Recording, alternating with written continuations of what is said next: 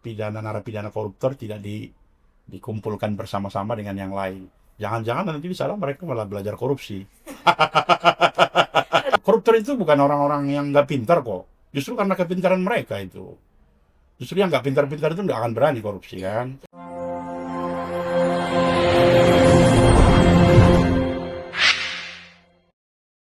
Assalamualaikum warahmatullahi wabarakatuh. Halo, selamat sore Sobat Dakwah.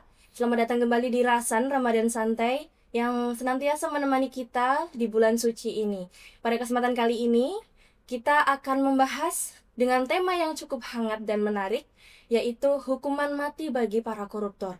Memang pembahasan pada kali ini sangat lumayan berbobot ya. Dan pada kesempatan kali ini, saya Siva Vidya akan menghadirkan narasumber yang memang sudah ahli di bidangnya, yaitu Bapak Khairul Amru Harahap. Assalamualaikum Bapak. Selamat Waalaikumsalam sore. warahmatullahi wabarakatuh. Ya, selamat datang. Sobat Sobat Dakwah. Ramadan. Ya, Sobat Dakwah. Ramadan santai. Betul sekali. Ya. Ya, selamat datang kami ucapkan di Rasan Ramadan Santai. Ya, langsung saja Bapak untuk Ya. memulai pembahasan kita pada sore hari ini, ada beberapa pertanyaan-pertanyaan yang ingin saya ajukan terhadap Bapak seperti itu. Seperti yang kita ketahui, permasalahan koruptor ya Bapak. Pada kesempatan kali ini kita akan membahas tentang Korupsi. hukuman mati bagi para koruptor atau korupsi. Ya. Seperti yang kita ketahui, korupsi khususnya di negara kita Indonesia memang merupakan masalah yang sangat krusial, apalagi di tengah-tengah masyarakat yang memang menghadapi krisis yang lumayan serius seperti itu Bapak. Jadi yang pertama ingin saya sampaikan bahwa saat ini hukuman mati di Indonesia itu kan diterapkan hanya pada kasus-kasus tertentu seperti itu. Jadi menurut Bapak, bagaimana sih hukuman korupsi bagi para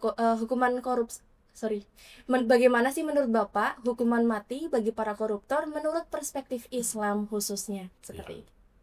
Oke, terima kasih Saudara Sipa dan juga Sobat Dakwah semua. Sebenarnya korupsi itu di dalam hukum Islam itu masuk kategori takzir. Takzir itu hukuman yang bentuk dan besar hukumannya itu tidak ditentukan oleh hukum syariat. Jadi tidak bisa kita samakan korupsi itu dengan pencurian, enggak. Karena kalau mencuri itu mengambil hak orang lain, milik orang lain terhadap barang yang dijaga. Sementara korupsi itu kan mengambil barang yang justru dia jaga sendiri. Sehingga korupsi itu termasuk, kalau dalam perspektif hukum pidana Islam, dia masuk kategori takzir. Apa itu takzir? Takzir itu adalah tindak pidana kejahatan, tindak pidana yang hukumannya itu tidak ditentukan oleh syariat. Berbeda dengan yang hudud. Kalau hudud itu hukumannya sudah ditentukan oleh syariat. Termasuk misalnya minum khamar dicambuk 40 kali. Mencuri misalnya sudah ditentukan hukumannya, yaitu potong tangan. Itu namanya hudud. Nah, korupsi itu dia masuk kategori takzir itu. Nah, bagaimana takzirnya?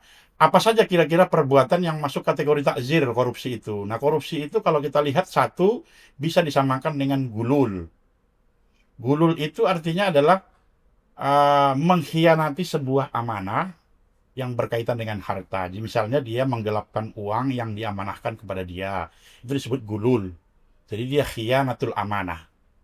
Sesuai dengan yang di Al-Quran, Ali Imran 161, wa maka linabiyyin ayyagulla. Nabi itu tidak mungkin berlaku khianat terhadap harta. Itu. Wa maka linabiyyin ayyagulla. Jadi tidak mungkin Nabi berkhianat. Wa mayyaglul, siapa yang berkhianat maka nanti khianat itu akan dia bawa pada hari kiamat. Memang di sini sanksinya akhirat, tetapi juga bisa itu ditindak di dunia. Jadi korupsi itu perspektif hukum Islam bisa disamakan dengan gulul. Itu yang pertama. Yang kedua, korupsi itu bisa disamakan dengan riswah. Riswah itu mungkin Sobat Dakwah semuanya sudah tahu bahwa riswah itu sama dengan suap menyuap. Kalau bahasa kita uang pelicin atau money politik kalau di bidang politik. Jadi riswah itu perbuatan menyuap untuk menyuap hakim, menyuap pejabat agar saya memuluskan urusan saya itu disebut dengan suap. Dan itu di dalam hadis Rasulullah disebutkan la'ana Rasulullah Shallallahu Alaihi Wasallam ar-roshi wal murtasi fil hukmi. Rasulullah melaknat orang yang menyuap dan orang yang disuap terkait hukum. Bisa juga la'anallahu ar-roshiya wal murtasi. Allah melaknat penyuap dan orang yang disuap. Berarti kalau begitu korupsi perspektif hukum Islam bisa dinamakan gulul, bisa juga dinamakan riswah. Bisa juga disebut dengan gratifikasi. Gratifikasi itu adalah pejabat, siapa saja pejabatnya yang dipercaya oleh negara, diberikan amanah oleh negara, tapi dia menerima hadiah. Namanya gratifikasi, berarti kan? Dia menerima gratifikasi. Itu kan tidak disamakan dengan pencurian. Hukumannya itu tidak sama dengan tindak pidana pencurian itu. Jadi orang yang menerima gratifikasi, misalnya pejabat mendapatkan hadiah dari jabatannya itu, mendapatkan mobil, mendapatkan rumah, mendapatkan apa saja hadiah dari orang yang dia urus, itu namanya gratifikasi. Dan Rasulullah pernah, ini mohon maaf kisah ya, Rasulullah pernah menugaskan seorang sahabat yang bernama Ibnul Lutbiyah, tugasnya itu memungut pajak. Bukan memungut pajak, memungut zakat. Rasul menyuruh dia untuk memungut zakat. Begitu dia datang ke Madinah, datang ke Rasulullah, wahai Rasulullah, ini zakat yang saya pungut, tapi yang ini adalah hadiah untuk saya. Jadi karena dia pejabat yang bagus, akhirnya para wajib zakat itu ngasih hadiah ke dia. Tetapi ketika dia mengatakan ini zakatnya, ini hadiah untuk saya, Rasulullah tidak marah. Tapi langsung pidato di masjid. Langsung pidato di atas mimbar. Mengapa kok ada pejabat yang saya angkat, tetapi begitu dia datang, ini bilangnya zakat, yang ini bilangnya hadiah untuk saya. Gitu. Rasulullah berarti tidak rela itu hadiah itu dipungut oleh pejabat, itu tidak boleh. Itu namanya gratifikasi. Itu termasuk korupsi juga itu. Akhirnya Rasulullah menyampaikan apa? Seandainya pejabat yang saya angkat itu duduk di rumahnya, dia tidak punya jabatan, kira-kira wajib zakat itu memberi hadiah ke dia atau tidak? Kan tidak mungkin. Dia bukan pejabat. Berarti dia dapat hadiah itu kan berkaitan dengan jabatannya. Seandainya dia duduk-duduk di rumah dan dia tidak punya jabatan, apakah ada orang yang mau memberikan hadiah? Kan tidak mungkin. Berarti itu juga termasuk kategori korupsi. Jadi korupsi itu tidak harus, bukan mencuri kan, tapi dia melakukan khianat terhadap amanah, dia gelapkan uang, dia curang terhadap uang, dia juga tadi melakukan suap atau menerima suap, bisa juga menerima gratifikasi. Yang keempat, dalam perspektif hukum Islam, fikih, korupsi juga bisa disamakan dengan al-ghosab. Ghosab itu mengambil harta orang lain secara paksa. Sebagaimana dalam surat Al-Kahfi ayat 76, ada Khidir, pernah dalam cerita disebutkan bahwa dia melubangi kapal nelayan. Sengaja dia rusak kapal itu. Karena apa? Di depan para nelayan itu ada seorang raja yang mengambil paksa kapal-kapal yang bagus. Sehingga Nabi Khidir sengaja merusaknya karena memang ada yang menggosok di sana. Raja yang sengaja mengambil, merampas harta para nelayan itu. Kalau kapalnya bagus, dirampas. Nah, pelaku perampasan ini sama saja dengan korupsi. Karena dia seorang penguasa, seorang raja, maka merampas harta milik yang dia kuasai itu disebut dengan korupsi. Jadi, korupsi di dalam Islam bisa digunakan dengan 4 istilah tadi itu. 1, gulul. Yang kedua, tadi apa? Riswah. Yang keempat, hadiah, gratifikasi. Ketiga ya. Yang keempat bisa dikatakan dengan gosok. Mengambil, merampas harta secara paksa. Itu korupsi perspektif Islam. Baik Bapak, berkaitan dengan perspektif-perspektif tadi. Sekarang saya ingin menanyakan, ketika kita ambil dari perspektif fikih, yakni fikih jinayah seperti itu. Betul. Nah, pada saat ini kan hukuman mati di Indonesia kan hanya diterapkan pada kasus-kasus tertentu seperti terorisme atau narkotika. Nah, namun di beberapa negara lain itu koruptor, seperti yang tadi dibahas, koruptor bisa dikenai hukuman mati. Betul. Nah, dari perspektif fikih jinayah ini, apakah koruptor bisa dikenai hukuman mati, khususnya dalam Islam seperti itu, Bang? Oke, Syifa dan sobat dakwah semua, tadi kan sudah saya sampaikan bahwa korupsi itu tindak pidana yang tidak ditentukan hukumannya oleh syariat. Dia ditentukan oleh ijtihad dari penguasa. Jadi penguasa itu dibolehkan berijtihad untuk menentukan apa hukumannya, berapa kadar hukumannya. Di dalam fikih Islam, hukuman dengan takzir oleh penguasa itu ada berbagai macam. Saya sebutkan contohnya ya. Takzir itu bisa dilakukan dengan at-ta'ziru bil haddi.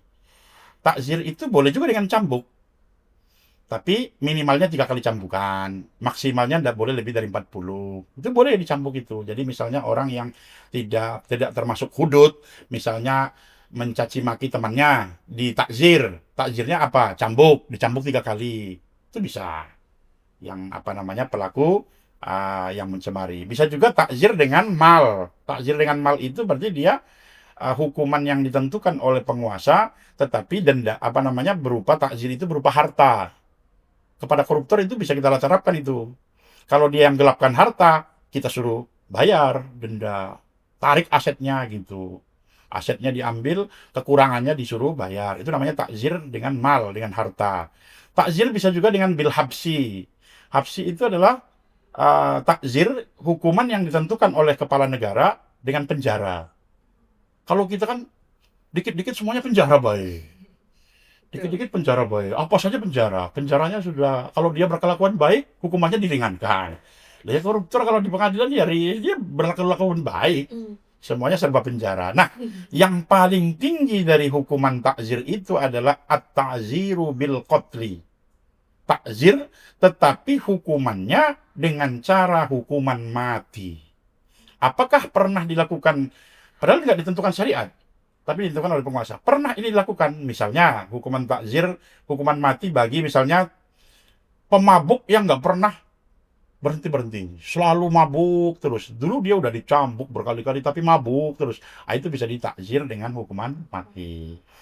Misalnya juga pelaku misalnya orangnya selalu sering mencaci maki Nabi, mencaci maki Al-Quran, menodai agama dan seterusnya. Dia tidak bisa lagi di apa, hukuman penjara dan sebagainya. Setelah keluar dari penjara masih tetap melakukan caci maki kepada Nabi, maka ini juga bisa ditakzir. Nah, bagaimana dengan korupsi? Korupsi itu pun kalau daya rusaknya sangat luas, daya rusak korupsi kan luas sekali. Bisa merusak segala sendi kehidupan bernegara. Pendidikan ya kena, kesehatan ya kena, infrastruktur ya kena, segala aspek itu bisa dirusak oleh daya rusak korupsi luar biasa, apalagi besar. Maka bagaimana pandangan pikir tentang hukuman mati bagi koruptor? Menurut saya, kalau korupsinya itu sudah dilakukan berulang kali, bukan hanya sekali, seperti di pemabuk yang berkali-kali itu, dan daya rusaknya sangat luar biasa, itu saya kira bisa sekali diterapkan. Artinya fikih membolehkan itu. Secara fikih tidak menutup kemungkinan bisa diterapkan itu hukuman mati. Kalau bahasa fikihnya disebut al-qatlu siyasatan.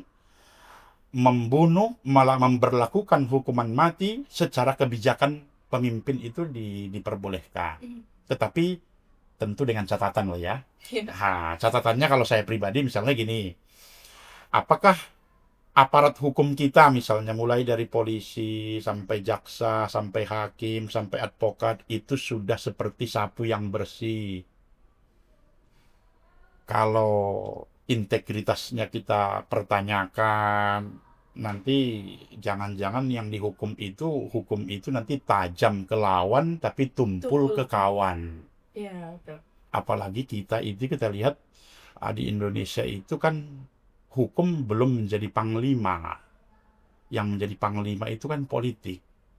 Sehingga tadi itu hukuman itu tumpul ke kawan tapi tajam ke lawan. Nah, kalau kita begitu apa namanya aparatur dari aparat dari hukum ini belum berintegritas, masih kita pertanyakan atau belum ada trust dari masyarakat, kepercayaan dari masyarakat, ya jangan juga asal sembrono menerapkan hukuman mati kepada para koruptor itu. Kecuali tadi saya bilang dengan syarat tadi ya, dengan syarat boleh saja kita terapkan hukuman takzir yang maksimal yaitu hukuman mati, asalkan tadi pengadilannya juga terpercaya, aparatur hukumnya juga berintegritas, tidak bisa disuap. Suap juga kan korupsi juga. Sekarang misalnya Siva, apakah polisi itu bisa disuap di Indonesia? Bisa enggak? Kalau bisa, Nyatanya bisa. bisa. Bisa. Apakah jaksa bisa disuap? Bisa. Bisa. Apakah hakim bisa disuap? Bisa, Pak. Berarti kalau begitu hukum bisa direkayasa. Iya, betul. Nah, kalau sapunya saja belum bersih, bagaimana kita mau bukan ini bukan pesimis lah ya. Iya, Jadi kalau kita ingin menerapkan hukum itu, kita lihat dulu yang menerapkannya sapu bersih apa tidak. betul. Kalau dia sudah bersih, disuruh menyapu lantai, sapu kotor, bukan malah tambah bersih nanti. Lantainya tambah kotor. Nah, kalau sapunya ini semuanya sudah bersih, pengadilannya bisa dipercaya semua, uh, kita apa namanya, boleh boleh saja hukuman mati bagi koruptor itu kita berlakukan dengan ini. Secara hukum boleh, tapi secara penerapan kita harus catatan. Betul. Begitu sih, Pak. Iya. Ini menarik, Bapak. Saya berkaitan dengan tadi beberapa hal yang memang kita bahas. Iya. Ketika kita lihat saat ini ya, Bapak, hukuman ketika hukuman mati diterapkan pada koruptor, melihat juga karena adanya krisis nasional yang tadi sudah disebutkan Betul. juga oleh Bapak. Iya. Nah, ada juga nih dari pandangan lain terkait dengan penerapan hukum ini tuh masih banyak yang menentang karena dalih adanya HAM, pelanggaran HAM. Dan memang di situ juga belum menjadi sesuatu yang memang hukuman mati ini tuh bukan menjadi solusi yang utama ya sebenarnya. Ya, betul. Ya. Ya. Kira-kira bagaimana pendapat Bapak terkait dengan dalih pelanggaran HAM ini, Pak? Kebetulan saya juga ngajar ya, hukuman mati itu pro kontra. Iya. Ya, yang mendukung itu banyak. Islam itu termasuk yang mendukung. Iya. Karena wala taqtu nafsal apa namanya, janganlah kalian membunuh jiwa kecuali dengan cara yang hak. Jangan kalian membunuh jiwa kecuali dengan cara yang hak. Maksudnya gimana? Kita tidak boleh menghilangkan nyawa seseorang kecuali dengan jalan yang hak. Dengan jalan yang hak, misalnya gimana? Kisos. Kisos itu kan sanksi hukumannya dibunuh. Iya. Itu namanya jalan yang hak. Itu termasuk tadi takzir kita perlakukan dengan cara dibunuh, menghilangkan nyawa orang. Itu sebenarnya boleh saja. Dalam Islam tidak menentang hukuman mati. Islam tidak menganggap hukuman mati sebagai pelanggaran HAM. Justru Islam. Bahkan negara kita Indonesia, hukuman mati kan sudah banyak diberlakukan. Iya. Seperti bandar narkoba dan sebagainya, seperti pengedar dan sebagainya, pabrik apa namanya yang punya pabrik narkoba. Tadi yang saya bilang tindak pidana terorisme, ini kan juga sudah diberlakukan hukuman mati itu. Artinya bahkan sebenarnya kalau si Fajeli di Undang-Undang Tipikor tindak pidana korupsi yang 2001 itu sebenarnya hukuman mati sudah ada loh. Tapi tidak pernah diberlakukan. Betul. Karena selama undang-undang itu diberlakukan sampai sekarang Iya. belum ada koruptor yang dihukum Man. mati. Jadi sudah ada sebenarnya undang-undang. Bahkan berbalik kenyataannya ya, Pak ya. Malah yang diperingan. Iya. Nah ini kan akhirnya kan muncul kita sebenarnya ada solusinya enggak menurut Iya. kita kan. Kalau seperti itu terus korupsi itu enggak akan berkurang kan. Iya. Semakin hari seperti jamur yang tumbuh di musim hujan, semakin banyak, bahkan merambah ke daerah-daerah, bahkan merambah ke desa-desa. Dana desa ditilap lah, dana proyek-proyek juga ditilap semuanya. Jadi ini korupsi ini bukan malah, kalau hukumannya seperti itu tidak akan berkurang itu, Iya. malah tambah banyak. Ibarat kita kerja itu, ini kok tidak ada efek jerahnya ya. Harusnya hukum itu kan memberikan efek jerah, betul ya? Betul. Misalnya pembunuh dibunuh, efek jerah kan? Betul. Dia berpikir sebelum melakukan pembunuhan, gitu. Dan berdampak bagi yang lain Berdampak juga. bagi yang lain. Karena apa? Bukan hanya kepada hukum itu tidak hanya memberikan efek jerah kepada si pelaku, tapi juga ada efeknya kepada yang lain. Nah, itu kan hukum seperti itu, berbicara kita begitu. Iya. Iya. Baik, Bapak. Seperti ini. Jika kita melihat di negara lain seperti negara Arab Saudi, Betul. Cina, itu kan sudah menerapkan hukuman mati ini, ya, Bapak. Iya. Jadi, apakah ada dampak nyata dari tindakan ini? Mungkin ketika kita melihat di negara-negara lain ini, Pak. Dan kira-kira di Indonesia sendiri ini bisa mengadopsi atau tidak, Pak, pemberlakuan ini? Kalau kita pakai pendapat yang jenen aja, yang murni saja dari kita. Kalau ya betul di China itu kan hampir korupsi itu ada sih ada. Iya. termasuk Singapura. Ada sih ada, tapi kan sangat minim sekali. Betul. Arab Saudi ya ada juga, gitu, ada juga. Kalau saya pribadi, sebelum kita misalnya memberlakukan hukuman mati kepada koruptor, ada tahapan dulu. Tahapan yang pertama adalah tadi benahi dulu aparatur dan Negara. pengadilannya ya yuk apa namanya aspek yudikatifnya aspek inilah peradilan lah sebagainya yang Segalanya. ya aspek-aspek Bersihkan dulu. bersihkan dulu. Iya. Yang kedua, saya punya usul Sifa ini sama ada sobat dakwah semua. Kalau kita melihat hukuman di dalam Islam, itu semuanya terkait dengan fisik. Coba kita lihat, hukuman misalnya orang yang membunuh dibunuh fisik. Betul ya? Hukuman peminum dicambuk 40 kali atau 80 kali. Fisik kan? Betul. Hukuman bagi yang mencuri, potong tangannya, fisik. Kan betul kan? Betul. Hubungan hubungan seks di luar nikah, dicambuk, fisik lagi. Hukuman penuduh, dicambuk lagi, fisik lagi. Hukuman perampok, itu disalib, Fisik. fisik lagi. Dibunuh, fisik lagi. Nah, dari sini kita bisa melihat bahwa kalau hukuman korupsi itu hanya penjara, penjara, tidak akan selesai-selesai. Yakinlah. Betul.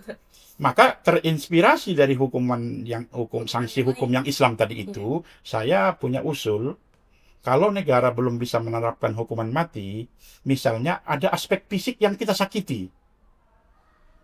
Agar korupsi di Indonesia itu berhenti, menurut saran saya, misalnya kalau korupsinya itu banyak dan berdampak luas, potong bayi jarinya, jari tangan. Kalau dia korupsi lagi, potong lagi jari kaki. Semakin dia banyak, ini kan melukai fisik. Iya. Tidak harus seperti Islam. Kalau kita nanti terapkan potong tangan, nanti ini hukum Islam, nanti protes orang. Nggak usah potong tangan, potong jari bayi. Sekarang apakah kira-kira dia mau korupsi kalau nanti jari tangannya hilang? Berpikir 1000 kali dia itu. Nggak mau saya nanti jari tangan saya, jari manis saya dipotong. Semakin banyak dia korupsi, potong lagi jari yang ini. Semakin dia banyak korupsi lagi, habis ini nih jarinya ini.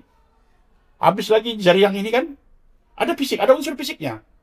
Nggak usah di penjara, nggak apa-apa, tapi dia ada unsur fisiknya. Kalau dia korupsi lagi, baru potong jari kaki. Nah, kalau berulang-ulang, barulah berlaku hukuman mati. Itu tidak harus kita mengadopsi China, harus itu dibanding ke sana. Tidak perlu kita adopsi Arab Saudi, karena dia inspirasinya dari Islam. Betul. Tidak perlu kita adopsi hukum Saudi, tapi bagaimana semangat hukuman yang diterapkan oleh Islam itu ternyata bisa menimbulkan efek jera. Saya tidak mungkin mau korupsi 1M, kalau jari saya harus hilang. Pasti dia berpikir itu. Tapi kalau penjaranya, nanti saya sewa pengacara yang hebat-hebat. Akhirnya saya diringankan. Dapat remisi di penjara. Malah bisa keluar. Tapi kalau sampai nanti jari telunjuk saya hilang, jari ini jempol saya hilang, saya mikir, tidak mau saya korupsi. Akhirnya kenapa? Aman uang negara semua itu. Tidak ada berani pejabat yang korupsi. Karena apa? Dia hukumannya menyentuh fisik, melukai fisik. Itu menurut saya solusi tercepat, Alternatif ya. alternatif sebelum kita ke langkah Hukuman mati. Betul. Jadi kita terinspirasi, kan hukum Islam itu juga inspirasi untuk membentuk hukum nasional. Hukum. Iya, hukum nasional. Jadi dia memang tidak dijadikan sebagai ini, tapi dia hukum Islam itu sebagai sumber inspirasi untuk menyusun hukum nasional. Oke. Ya, nanti itu kan usulan, saran. Kalau ingin korupsi di Indonesia berhenti dan cepat berhenti, terapkanlah hukuman fisik. Jangan hanya hukuman Penjara. penjara, itu hanya salah satu.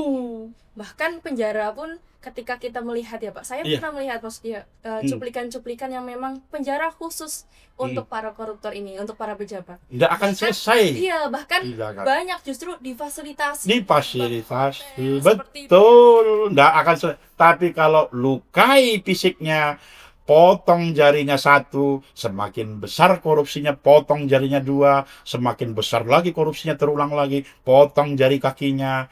Yakinlah 15 tahun yang akan datang, uang negara itu ditaruh dimanapun, tidak akan ada yang berani ngambil. Iya. Haha. Betul. Bahkan kalau saya prediksi saya, bibit-bibit koruptor yang di rahim-rahim perempuan pun sudah langsung bilang apa? Saya nanti tidak akan jadi calon koruptor. Karena apa? Embrio-embrio koruptor itu sudah takut duluan. Karena apa? Dia tidak mau jari tangannya hilang. Dia tidak mau jari kakinya hilang. Saya tidak mengatakan ini hukum Islam, tapi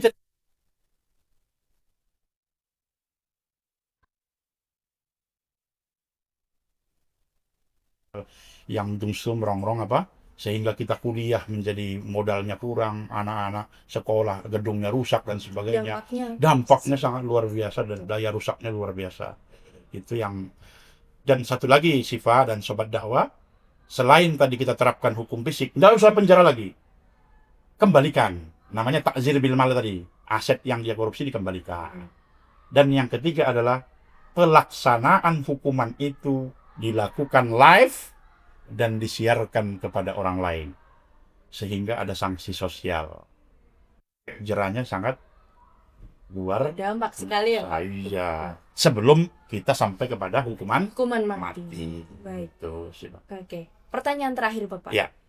Kita melihat untuk saat-saat ini ada instruksi atau pernyataan ketika kita melihat di media sosial bahwa pernyataan Bapak Presiden ini kan ada wacana untuk Ya. membuat penjara Ya. khusus. Nah, Betul. bagaimana pendapat Bapak ini terkait dengan ini? Apakah akan menjadi sesuatu yang nantinya menjadi solusi yang efektif atau bagaimana? Kalau kita belum perbaiki aspek hukumnya tadi itu, belum kita revisi hukumannya tadi itu, ini sama saja ya hanya melokalisir masalah lah. Korupsi, pidana, narapidana koruptor tidak dikumpulkan bersama-sama dengan yang lain. Jangan-jangan nanti di sana mereka malah belajar korupsi. Aduh, ketakutan ini. Bukan saya tidak setuju dengan Bapak Presiden. Betul. Tapi itu mungkin salah satu menimbulkan efek jerah. Tetapi selama hukumannya tadi itu penjara sekian tahun, itu akan diakali oleh para koruptor. Koruptor itu bukan orang-orang yang nggak pintar kok. Justru karena kepintaran mereka itu. Justru yang nggak pintar-pintar itu nggak akan berani korupsi kan. Maka dibuat penjara khusus, memang iya ada dampaknya. Tetapi saya sampaikan ke Bapak Presiden, dampaknya itu minim sekali. Lebih bagus aturan undang-undangnya kita rubah, sanksi hukumannya kita ganti. Inspirasinya tadi dari hukuman Islam tadi itu, sanksinya jangan langsung hukuman penjara, tapi sanksinya itu berupa fisik. Betul. Kalau itu terjadi, saya yakin 15 tahun yang akan datang, Indonesia bebas korupsi. Amin. Ya, Bapak, Masya Allah. Mungkin tidak terasa nih Bapak, Ya. ini perbincangan kita pada kali ini sudah banyak sekali perbincangan kita dan pembahasan kita, dan tidak terasa untuk sesi kali ini kita sudah selesai. Jadi alhamdulillah Sobat Dakwah, untuk pembahasan kita terkait dengan hukuman mati bagi para koruptor ini sudah tadi dipaparkan oleh Bapak Khairul Amru, yang memang beliau memaparkan dengan banyak sekali ilmu yang kita dapat, dan juga harapannya solusi-solusi tadi bisa kita terapkan, bisa kita serap ilmunya, seperti itu Sobat Dakwah. Dan tidak terasa bagi Sobat Dakwah, dari perbincangan kita kali ini bisa kita tarik kesimpulan bahwa hukuman mati bagi para koruptor ini menjadi perdebatan yang sangat panjang. Bahkan Islam sendiri itu memang memandang korupsi ini sebagai kejahatan yang sangat berat, seperti itu ya Bapak ya. Jadi buat Sobat Dakwah, bagi kita semoga kita bisa lebih menjadi pribadi yang lebih baik dan paham, aware akan bahayanya korupsi. Dan mungkin saya ucapkan terima kasih kepada Bapak, dan untuk Sobat Dakwah, sampai jumpa kembali di episode berikutnya. Saya Silvidia pamit undur diri. Wassalamualaikum warahmatullahi wabarakatuh. Waalaikumsalam warahmatullahi wabarakatuh.